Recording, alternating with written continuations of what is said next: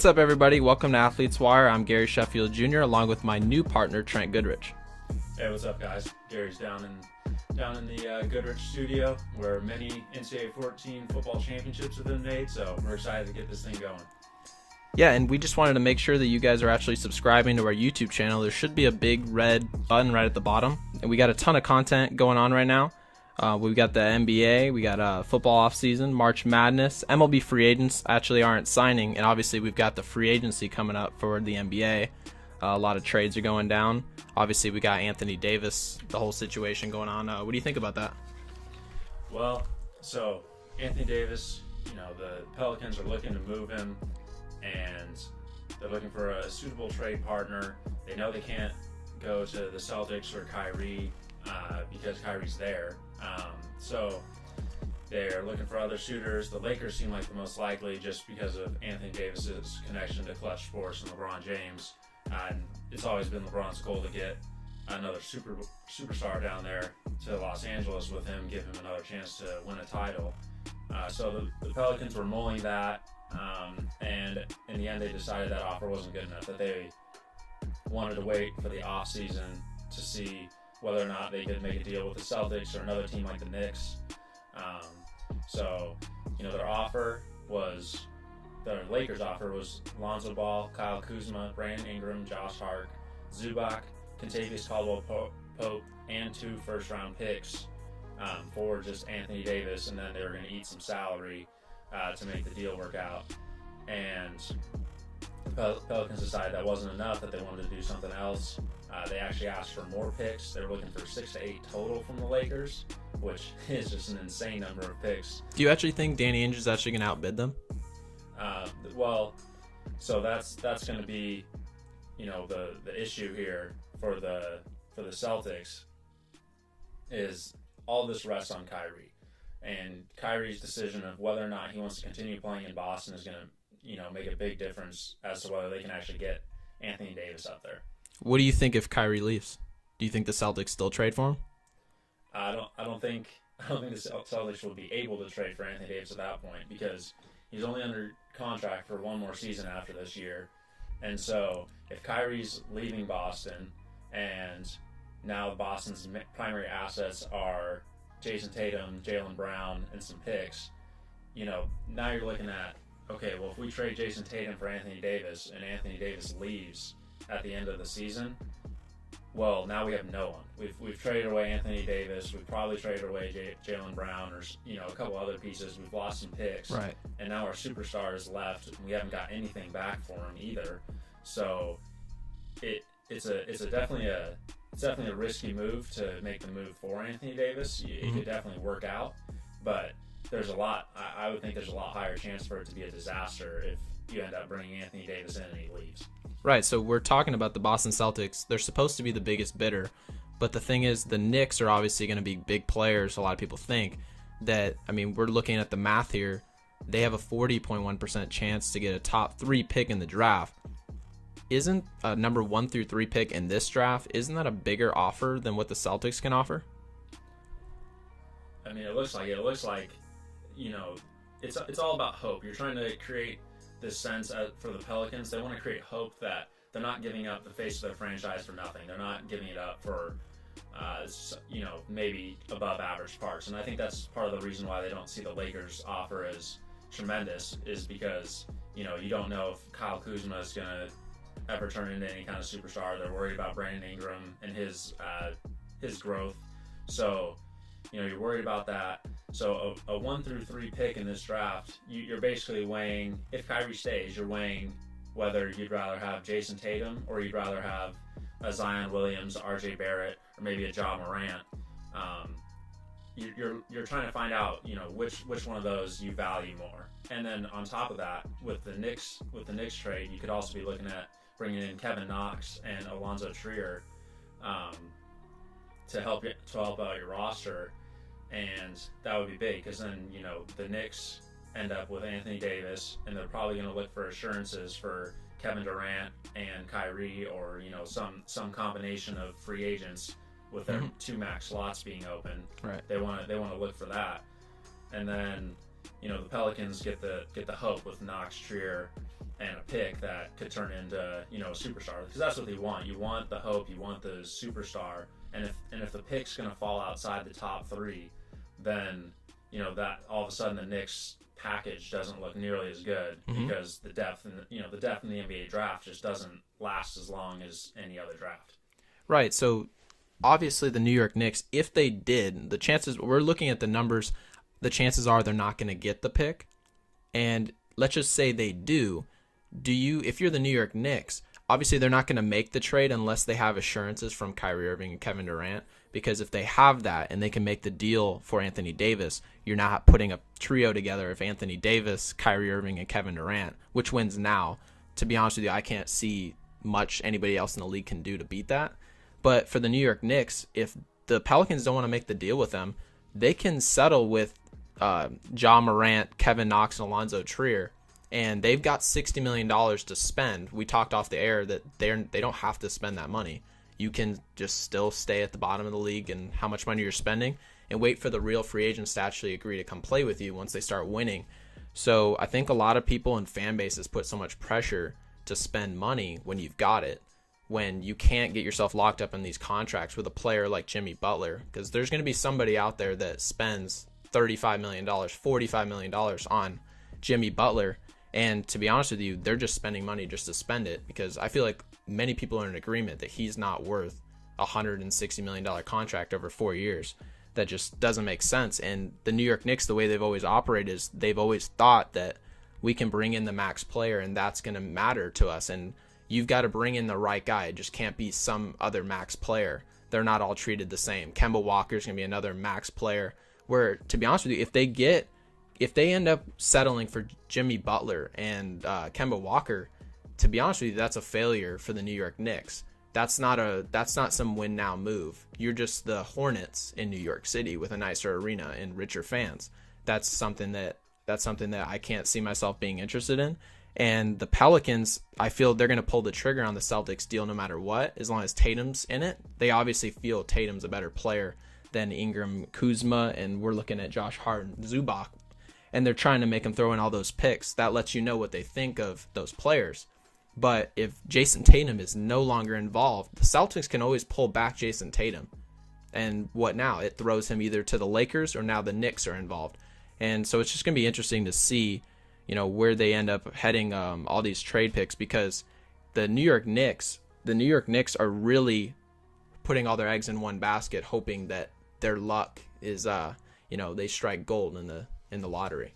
Yeah, I mean, you look at they changed the odds for the lottery this year, so the top 3 teams, or bottom 3 teams in the league, have the same odds for the first, second, third, and fourth pick. They all have equal odds to land one of those picks. And then the worst team can't fall further than 5th in the draft. But, I mean, if the worst team in the league ends up 5th in the draft, it's an absolute disaster for them. The Knicks happen to be in a pretty good position this year because, I mean, even though Porzingis wasn't going to contribute anyway, they don't have the greatest roster in the world. They got a bunch of young guys who are, trying to learn together. And then you look at the teams who are above them, and, Phoenix should win some more games this year just based on having Devin Booker and having DeAndre Ayton. That they should win more. They have a better roster in that regard than the Knicks have right now. And then Cleveland, if Kevin Love comes back and is effective, that chips in a couple more W's for them. Chicago's a team that can drop down a little further just because of their talent level. That franchise is always trying to win, but they have a lot of pieces that don't fit together very well. And then it goes to Atlanta and Memphis, and Atlanta isn't very good. They could certainly drop down, and Memphis probably isn't going much of anywhere because they didn't end up moving Conley, and Conley is enough to drive them to, with their style of play and everything, to keep winning games. So the Knicks are in a pretty good position to end up inside the top 3 from the standpoint of the standings, but from the draft lottery odds, that's where it gets a little sketchy for the Knicks. Right. And, they could end up deciding that they don't want Anthony Davis and they want to, take a run at it with Zion or RJ Barrett or John Morant and keep Kevin Knox, keep Trier, and, bet on those guys to become a young core. I mean, even though Anthony Davis is still young, you could have you keep having an even younger core Mm-hmm. to where you can build with those players and you can bring in a Durant type, and then all of a sudden you're good to go in a couple of years, and everyone's still within a window to win championships. Right. Yeah, see, I mean, a lot of these NBA teams, they have major decisions to be made. It's not just spending the most money so you can win. You've got to bring in the right guys. And speaking of spending a lot of money, Major League Baseball is obviously not spending a whole lot of money. We've got Bryce Harper and Manny Machado still on the market. They've got about 8 suitors, which in my eyes, all 30 teams should be lining up since we're looking at the numbers with revenue. Majority of the teams in the Major League Baseball are actually growing in revenue. I mean, we even looked at the Arizona Diamondbacks. They had about a 5% growth this year, and that has nothing to do with winning, has nothing to do with winning divisions, really has nothing to do with much. But where we saw this latest offer from the New York Yankees, they gave Manny Machado an offer of 7 years, $220 million. And from what I remember, about 10 years ago, they were handing out more money. But they're obviously, the owners have decided and realized they're getting smart with their money, and they're understanding that they don't need to spend $300 million to be able to put butts in the seats. They just need to be able to compete and bring in the TV deals, and that's how they make their money. We're looking at the numbers, and the percentages of how much money they're spending in revenue on the players is significantly decreasing. Why do you think that do you think the Major League Baseball players should strike now, or do you think what do you think they should look to change? Well, I think the system worked one way for a really long time, and it benefited the best players in the league. And it was almost a handshake deal between the owners and the players that, you're going to come into the league, you're going to be paid a very little amount of money, you're going to be on a minimum deal essentially for the first 2 to 3 years of your career. And then if you prove yourself as a pretty good player, you're obviously going to stick around, and you might end up getting a contract extension somewhere in there. But the normal guy progresses to arbitration, and you're seeing that with Chris Bryant, you're seeing that with Nolan Arenado. They're still going through the arbitration process. Right. And so those guys are spending the next 3 years of their career going through the arbitration process and essentially fighting against their own team to get money, get what they're worth. And so it's taking until year 7 for those guys to be able to start making money, start getting that big contract extension to where, now you feel like you're financially secure. And then, when you hit free agency, teams are more likely to give you more years and more money in the past, just because it was almost like, hey, we know the last couple of years of this deal might be a disaster for us, but it's really not that big of a deal because we're going to get this tremendous production out of you in your prime. I mean, you look at the A-Rod deal, and right. You're still getting tremendous production out of those guys, Mm-hmm. no matter what. So they kind of wrote off the last couple of years as, that's what happens. Mm-hmm. Pujols is going to get old. Robinson Cano is not going to produce as well. Joe Mauer's is not going to be able to. And there's nothing wrong with that. You're playing the contract. The whole reason he's coming to your team, to the Angels, is because you threw on an 8th year.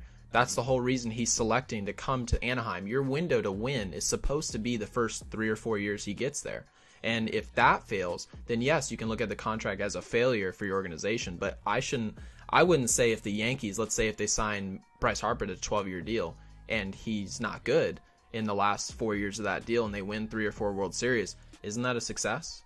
Yeah, I mean, I think teams are deciding that, they're worried. One of the things that's definitely contributing to that is the luxury tax, and that's keeping teams from wanting to give those extra years and extra millions at the end of deals, because they know that the future tax implications of those bigger contracts. It's about flexibility. Yeah, it gives them more flexibility at the end to tailor the roster to get under certain percentages on the luxury tax. Mm-hmm. But as far as ability to spend, these teams still have plenty of ability to spend. They actually have more ability to spend than they did in the past by a lot. So, right.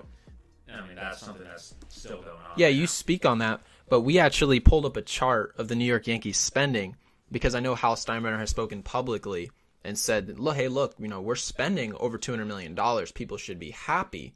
But according to this chart, the George Steinbrenner-led New York Yankees in 2003 and in 2004, when my dad was actually on the roster in 2004, their total revenue for the entire roster was $264 million the team was making. Now, their payroll was nearly 190 million. That's 71, that's 71% of your revenue going towards the players themselves. And we fast forward all the way to 2017, they're making over $615 million just from revenue. And that has nothing to do with them buying out Yes Network, things that are going to exponentially increase their revenue altogether. And they're still spending $224 million, which is less than 40%. So if you're a fan, how can you look at the fans and tell them that you're invested in a team if you're pocketing that much money, even with the actual tax? Because I understand that the owners do not want to pay this tax, especially in the repeaters tax gets up to the 2 and 3 years. You get all the way up to 50%. But even if you hit a 50% tax for the Yankees, Dodgers, Red Sox, all those teams we expect to be there, wouldn't you would say they still will not reach the 70% mark that they had at that point. So really what I see from this chart is the owners are getting so smart and they're understanding how much money they actually need to spend, because they can still have this smokescreen mirage for their fans. But for people who are actually paying attention and have this stuff available, you can actually see here that they're really not putting all their eggs in a basket to win. It's more of a business mentality now than it was before. Yeah, it is a business mentality. It's the owners are realizing that as there's more money in baseball in general, that there's more opportunity to make money, and they can point to the raw numbers and say, yeah, we're still spending the same amount of money on our rosters that we were, for the past decade. But in reality, it's almost like the owner's cap is going up. You're getting more money from the owners, right? Or the owners are getting more money. So the players aren't necessarily seeing an increase that matches that. Some numbers that kind of go along with that. So the numbers are remaining stagnant, and then for the Yankees, even last year they spent 31 less million on payroll than they did the previous year in 2017, right? Which was their lowest total since 2004. And that's why they're competing. Yeah, they're in the ALCS. They're trying to win a World Series. They're maybe a move or two away, maybe a contract or two away from winning a World Series, where the Boston Red Sox are spending exponentially more, and they're collecting championships right now because last I checked, they've won 3 or 4 rings in the last 10 years, which is all that matters in that rivalry. It's not about getting to the ALCS. The ALCS is something to be proud of for a lot of these middle market teams, but when you're one of those teams where they're trying to sell themselves as spending money, this kind of stuff matters, where you're trying to pinch pennies for an extra 30 million that could be taxed into 50. Would you really not spend 50 million for a World Series? Yeah, and that's what goes along with this luxury tax, is that the owners told us that it was a deal to make it easier on the smaller market teams. It was going to put somewhat of a salary cap on the spending for the the Dodgers and the Yankees and the Red Sox. Those teams that they just have unlimited resources essentially, right, to spend.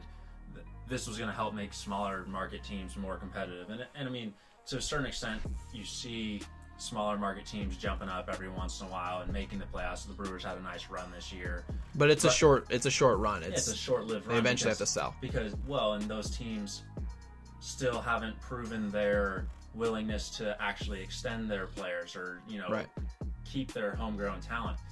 It's a matter of we get these guys, and we, especially like the Oakland A's, we have these guys, we have them for our 6 years, and then when the 6th year is up, they're gone. But do we want the Oakland A's style in the game? I know it's exciting to make a movie when you're making Moneyball, like that's great, but do we as fans want to see a superstar stuck in a city for 7 years until he can hit free agency? I don't think it's necessarily good for the game. It's only good for the fans within the city, that they get to keep that player and have the potential that he stays there for his whole career, or whatever that player decides to do. But from an overall national scale, no one cares if the Oakland A's are at the bottom of the division every single year. Right. That's just the reality. The Pittsburgh Pirates can lose every game, and everyone would just say, yeah, that's what's supposed it's to regional. happen. It's a completely a regional thing, and it's it's nice. But that's the owner's lack of desire to want to spend money and not give these marquee players contracts in years. I really think it is leading towards a player strike. It is going to cause the MLBPA to say, this system is broken, and we can't have our best players sitting on the free agency market on February 10th. So what's the move? Do we shorten to free agency? We make it 4 years instead of 6 or 7? Or do we make it where an owner has to pay a guy? Maybe even if you made it, like we said off air, you said we make it where the owner has to pay money, but it doesn't count towards the cap. Just because we're wanting to make it pro player. The players who play the best should be getting paid the most money. Now, Manny Machado and Bryce Harper are pinching pennies right now because they feel like they were shortchanged on the first half of their career. That's a big reason why Scott Boras and all these big-time agents are working so hard to get these big contracts, and everyone is not willing to take a discount because they know how much money they lost on the front half. What do you think we need to figure out a new system to get these guys paid early? Because I know we looked at the numbers and Mike Trout was in his second year. He was already solidified as the best player on the team by a mile, and he was making $600,000. So what do we do? Yeah, I think that's something that Major League Baseball, the Players Association, and the owners are going to have to work out. And that's why I think it will lead to a strike. Is that there has to be a way for the players to get to free agency sooner. Because if the owners are reluctant to pay players at the end of their contract, which they're perfectly justified to do because the production doesn't match, what you're paying for, then the players need to get paid for what they're producing when they're younger and when they're in their prime or when they're in their first couple years in the league and their production is better than what their contract says. I mean, Mike Trout making $500,000-$600,000 at the beginning of his career when he's essentially an MVP candidate every year is just insane. It's ludicrous. And so if some teams try to do those extensions where they give them extra money that they didn't have to give them, but really what they're doing is buying out years of free agency with those extensions so they don't have to pay them later on.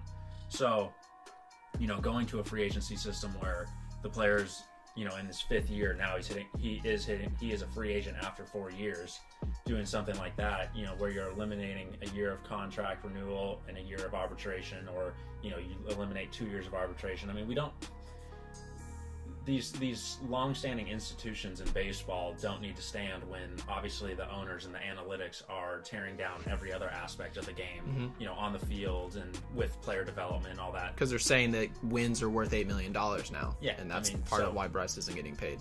Mike Trout giving you a 10 WAR, if it's worth $8 million, well then he's an $80 million player who is making under $1 million at the beginning of his career. Yeah. So. And then if there is some kind of incentive-based scale that they could implement for the younger players who are on those more minimum type deals, that's something that the Players Association should look at as well. I mean, it doesn't have to be, purely stat-based where, if you hit this benchmark as a batting average or ops or, whatever WAR, whatever stat you want to throw out there, it doesn't necessarily have to be that. But if the player is finishing in the top 5 in MVP voting, right, then there should be the